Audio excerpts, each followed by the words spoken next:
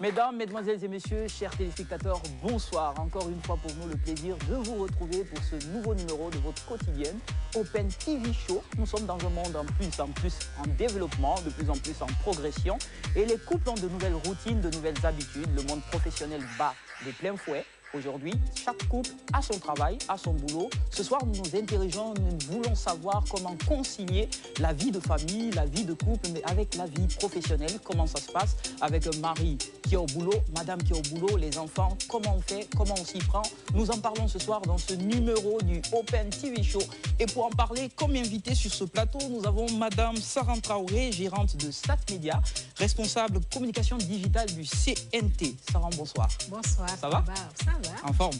Oui, ça va. D'accord. On peut dire que tu es à la maison, tu travailles dans un média, tu te retrouves sur un plateau de média. Ah, c'est compliqué. D'habitude, c'est moi qui pose les questions. D'accord. Ce soir, c'est moi qui te pose toutes les questions, bien sûr, mais je ne serai pas seul aussi. Il y a mon collègue du soir avec qui je vais animer cette émission, Yacine Panlé. Yacine, bonsoir. Bonsoir Kamba. Comment tu vas? Bonsoir. Ouais, bon. C'est la forme? Ça dépend de ce que tu appelles la forme. Mais oui, ça va, je vais bien, il y a la santé, alhamdoulilah. Mais c'est la forme, ça. Encore une fois, ça dépend de ce que tu appelles la forme. D'accord, il n'y a pas de souci. C'est ce que moi j'appelle la forme. Et à présent, on va s'intéresser à notre thématique du soir, à nos invités avec qui nous allons déballer tout ce qu'il y a à l'horizon.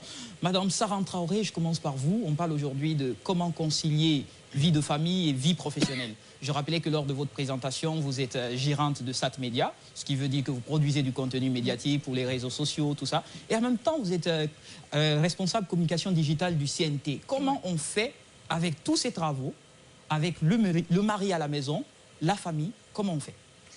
Alors, je pense que c'est simple. Avant tout, je suis Madame Condé. D'accord. Il faut bien le préciser. OK. S'il ne faut pas dire Madame Boussole. Alors, concilier métier et foyer, je pense que c'est simple. Je me rappelle... Ah, c'est si simple? Oui, c'est simple, vraiment. D'accord. Je me rappelle, il y a une dame qui nous a dit une fois que si il te faut te battre par la force pour obtenir ce que tu veux, il faut le faire. Mais si il faut aller en douceur pour obtenir ce que tu veux, il faut le faire. Nous savons tous, entre guillemets, vous êtes des hommes, hein, mais vous aimez avoir votre place dans la famille, dans la société. Yacine m'entend ça. Hein. Vous aimez taper votre poitrine, je suis un homme et tout. Donc si vous avez une femme qui vous donne, comment je vais dire, cette place, enfin, quand même, vous n'allez pas stresser cette personne. Donc, de mon côté, je ne sais pas exactement comment les autres femmes font, mais en tout cas, moi, je suis mariée à un gros malinqué. J'aime tout le temps le dire, c'est un gros malinqué qui aime avoir sa place, qui aime que j'entende ce qu'il dit. Donc, il fait de telle sorte, je fais de telle sorte que qu'il ait ce qu'il veut et lui aussi, il m'aide à avoir ce que je veux. D'accord, raconte-nous un peu ta routine journalière. Tu es marié, il faut se lever à 5 heures, faire le petit-déj, courir, aller au CNT, au même moment s'occuper des affaires de Sat TV. Tout ça, à quel moment tu as le temps de te reposer? Comment toi, tu t'organises dans ce planning-là si tu dois tout faire seul? Alors, comment je m'organise le matin? On va ensemble. D'accord, donc monsieur est impliqué. À Taouya, oui. OK. Et lui, il a une voiture, moi, je n'ai pas de voiture. Donc, il me dépose à Taouya. J'emprunte une moto pour aller au boulot. Et le plus souvent, c'est moi qui rentre. Je rentre à 19h, à 18h. Lui, il rentre peut-être qu'à 20h. Donc, je rentre. Si je dois préparer vite fait, je prépare et si tu dois préparer, parfois tu prépares pas? Parfois, je ne prépare pas. Tu fais comment? On va manger. Vous commandez au restaurant à côté? D'accord. Ou bien, on vient, je finis de préparer vite fait et on mange. D'accord. Yacine, vas-y. Alors, moi, je veux juste savoir dans ça, comment les enfants s'éduquent. Si madame rentre à 18h, monsieur rentre à 20h, à quel moment les enfants s'éduquent? Donc, je ne dirais pas, heureusement, pour le moment, on n'a pas d'enfants. Donc, on essaie de... Mais ça va arriver à un moment. Oui, ça va arriver. C'est pourquoi, pour le moment, vu qu'il n'y a pas un enfant, il faut se battre pour le moment. On fait ce qu'on peut. Maintenant, quand un enfant va venir, quand il y aura 2 et 3, on va s'adapter. Est-ce que vous en avez discuté? Parce que souvent, au départ, il y a une forme de discussion. Madame travaille, monsieur travaille. À un moment, on se dit, chérie, écoute, quand on a des enfants, on fait comment? Qui s'occupe des enfants? Est-ce qu'à un moment, tu vas être appelé à renoncer à ton travail pour venir à la maison? Qu'est-ce qui se passe à ce moment-là? Donc, je pense qu'on a communiqué, c'est ce qui a facilité la tâche, hein, parce qu'avant tout, il faut d'abord communiquer et puis il faut avoir ses priorités. Je ne dirais pas qu'il va me dire d'abandonner, non, mais je sais quand même qu'on va se planifier pour avoir nos priorités et tout. Quand il y a des enfants, il faut bien éduquer les enfants, sinon si maman rentre tardivement, papa rentre tardivement, comment les enfants ils vont faire. Mais vu qu'on n'est pas encore à ce stade, on essaie de se planifier sur le présent, c'est ce qui compte. On n'est pas encore à ce stade, mais puisque Tamba m'a tendu la perche, je veux juste savoir, vous travaillez à la fois au CNT, vous travaillez pour South Media, etc. Est-ce que vous êtes prêt à renoncer à votre carrière qui est en train de monter pour être femme au foyer, s'occuper des enfants et faire entre deux temps de repos un petit boulot vite fait? Est-ce que vous êtes prête à ça? Alors si je réfléchis bien, même si je suis prête, lui il ne sera pas prêt pour ça. C'est un homme ambitieux. Non, je ne parle pas de lui, mais vous. Oui, c'est ce que je dis. Même si moi je veux, peut-être lui il m'empêcherait de le faire. Il va vous dire, alors on va laisser les enfants s'éduquer tout seuls. Il va le partir. Il va me dire, on se planifie. Peut-être on va envoyer les enfants chez leur grand-mère, on ne sait pas. Mais pour le moment, il n'y a pas d'enfants, Si lui, il a été éduqué par sa maman et qu'il a aujourd'hui l'éducation qu'il a et que moi aussi j'ai été éduqué par mes parents, j'ai l'éducation que j'ai, peut-être qui sait, je ne le souhaite pas parce que on le dit souvent, nos enfants vont grandir avec nous. Mais si quand même on arrivait à être contraint à cette situation, je pense qu'on va forcément trouver une solution. D'accord. Moi, je vais te poser une question rapidement. Nous sommes dans une société de plus en plus où les femmes revendiquent leurs droits, revendiquent l'accès à des postes de responsabilité, l'accès au travail, la promotion. Et je me rappelle de cette interview de Jean-Claude Van Damme qui disait que si toutes les femmes travaillent, qui s'occupent des enfants à la maison, aujourd'hui, en tant que gérante de SAT TV, les femmes, elles ont besoin de s'épanouir. Est-ce qu'aujourd'hui, la société ne vous met pas tout le poids dessus? Pourquoi pas l'homme aussi profiter de sa famille, parce que y a pas, en Guinée, je n'ai pas vu de congé de paternité pour un homme qui a sa femme qui vient d'accoucher. À quel moment? On fait l'enfant à deux, je suppose. Pourquoi c'est toujours vous, les femmes, qui devez vous occuper de tout ça? Alors, je pense que le problème, le plus souvent, c'est nous, les femmes. Vous allez voir, par exemple, une femme qui a envie de tout faire pour plaire à sa belle famille, pour plaire à la société, si je vais le dire comme ça, parce que si elle essaie de se focaliser sur elle-même, sur ses activités et tout, elle se dit entre Toi, tu ne fais pas tout pour plaire à ta belle famille? Si, mais tu vois, c'est pas en refusant, par exemple, d'aller au boulot que tu vas te dire, bon, quand je reste à la maison, ma belle famille va m'aimer, si, ça, non.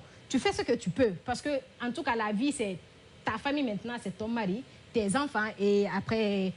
frère, maman et tout. Ça, c'est en Europe ici. Le plus important, c'est vous. Donc, vous vous focalisez, vous vous comprenez et tout va pour le mieux pour vous. Donc, je pense que c'est les femmes qui sont à la base de ça même. Parce que j'ai des amis, j'ai des copines, j'ai des connaissances qui essaient de tout faire, mais absolument tout, pour qu'elles soient les numéros 1, s'il faut le dire, dans leur famille. Aujourd'hui, concilier vie professionnelle et vie de couple, vie de famille, la responsabilité des employeurs aujourd'hui, parce qu'on remarque qu'il y a certains employeurs qui se plaignent de ces femmes qui ont des enfants, il faut laisser l'enfant à la maison, on n'amène pas l'enfant au bureau, toi tout le temps tu as des congés maternité. Aujourd'hui, qu'est-ce qu'il faut pour ces employeurs? Tu n'as pas eu ce problème ou bien une de tes connaissances qui avait ce problème? Non, je n'ai jamais entendu et je n'ai pas eu, mais en me focalisant sur la vie, je ne connais pas bien exactement sa vie. Par exemple, quand j'essaie de toucher Dr Diaka, je sais qu'elle a eu son enfant étant ministre et qu'à cela ne tienne, elle continue à faire ses activités. Justement, on aurait pu la voir sur ce plateau, mais elle avait un agenda chargé. Donc je me dis que une fois de plus, c'est nous. Quand je dis nous, c'est la femme, c'est l'homme et c'est la société. Tu peux avoir des enfants, peut-être si tu as besoin d'un mois ou bien d'une semaine ou bien de 2 semaines de congé, on t'accorde ça, c'est normal. Mais après, quand même, tu peux continuer à faire ton boulot. Et comme ce que tu demandes, je pense que dans les entreprises ou bien les entités, je vais dire comme ça, peut-être on peut penser à faire une crèche pour les femmes.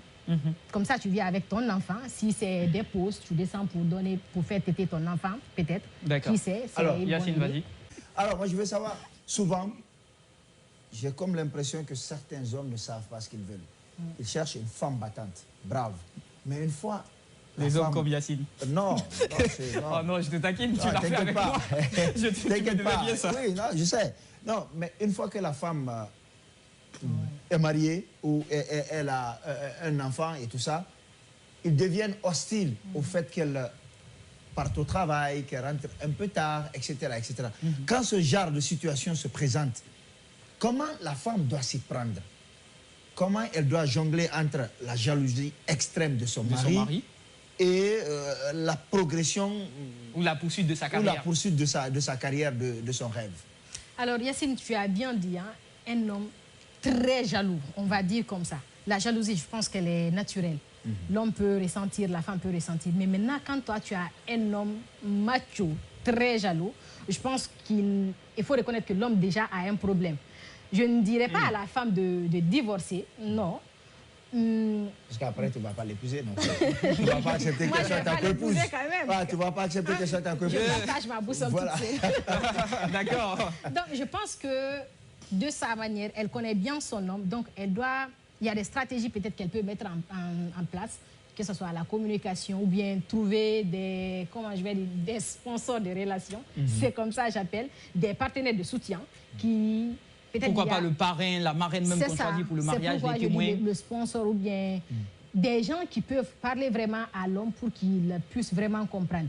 Mais vraiment, si tu as un homme malade mentalement, tu pourras tout faire, lui, il ne va pas changer. Donc, à la femme de prendre sa décision. Est-ce qu'elle va rester dans cette relation pour juste plaire à la société et dire qu'elle n'a jamais divorcé? Ou bien est-ce qu'elle va penser à se chercher?